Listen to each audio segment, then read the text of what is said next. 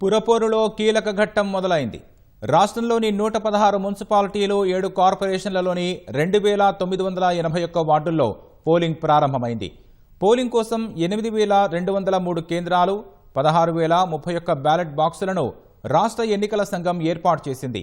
12944 మంది అభ్యర్థులు సుమారు 52 లక్షలకు పైగా ఓటర్ల తీర్పు కోరుతున్నారు.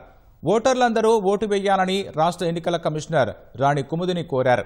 ఇప్పటికే ఓటరు స్లిప్పులు పంపిణీ చేసినట్లు తెలిపిన రాణి కుముదిని అవసరమైతే SEC website, TE poll mobile app ద్వారా కూడా డౌన్లోడ్ చేసుకోవచ్చునని సూచించారు.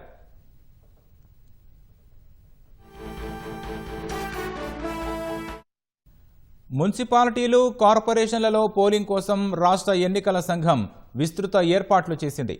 రాష్ట్ర వ్యాప్తంగా 8203 పోలింగ్ కేంద్రాలు, 16031 బ్యాలెట్ బాక్సులను ఏర్పాటు చేసింది.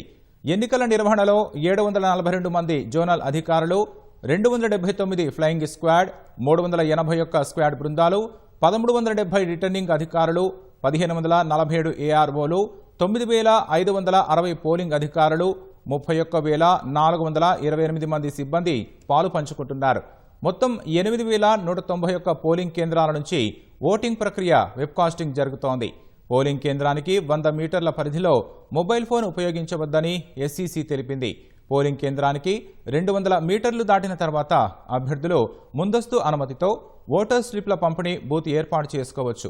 తెల్ల కాగితంపై అభ్యర్థి పేరు, గుర్తు లేకుండా ఓటర్ వివరాలు మాత్రమే రాయాలి. కేంద్రంలో టేబుల్, 2 కుర్చీలకు మాత్రమే అనుమతి ఉంటుందని మార్గదర్శకాల్లో రాష్ట్ర ఎన్నికల సంఘం తెలిపింది.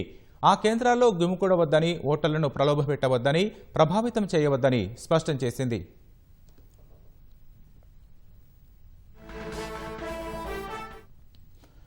రాష్ట్ర వ్యాప్తంగా 116 మున్సిపాలిటీల్లోని 2569 వార్డుల్లో కౌన్సిలర్లను ఎన్నుకోనున్నారు. ఇప్పటికే 9 మున్సిపాలిటీల్లోని 12 వార్డుల్లో పోటీ లేకుండా ఎన్నికయ్యారు. మక్తల్ మున్సిపాలిటీలోని 6వ వార్డులో బీజేపీ అభ్యర్థి మహదేవప్ప ఆత్మహత్య చేసుకోవడంతో అక్కడి ఎన్నిక వాయిదా పడింది. అన్ని మున్సిపాలిటీల్లో కలిపి 10,719 మంది అభ్యర్థులు బరిలో ఉన్నారు. మున్సిపాలిటీల్లో 6,017 పోలింగ్ కేంద్రాలు ఉన్నాయి. 7 కార్పొరేషన్లలోని 412 డివిజన్లలో 2,174 పోలింగ్ కేంద్రాలున్నాయి. కరీంనగర్, రామగుండం, నిజామాబాద్, మహబూబ్ నగర్, కొత్తగూడెం, మంచిర్యాల, నల్గొండ కార్పొరేషన్లన్నీ కలిపి 2,225 మంది అభ్యర్థులు బరిలో ఉన్నారు. ఓటర్లందరూ ఓటు వేయాలని రాష్ట్ర ఎన్నికల కమిషనర్ రాణి కుముదిని కోరారు. పోలింగ్ పూర్తయిన తర్వాత బ్యాలెట్ బాక్సులను భద్రపరిచేందుకు 137 స్ట్రాంగ్ రూములు సిద్ధం చేశారు. ఎక్కడైనా రీపోలింగ్ అవసరమైతే గురువారం నిర్వహిస్తారు. శుక్రవారం ఉదయం 8 గంటల నుంచి 136 కేంద్రాల్లో ఓట్లు లెక్కించి ఫలితాలు ప్రకటిస్తారు.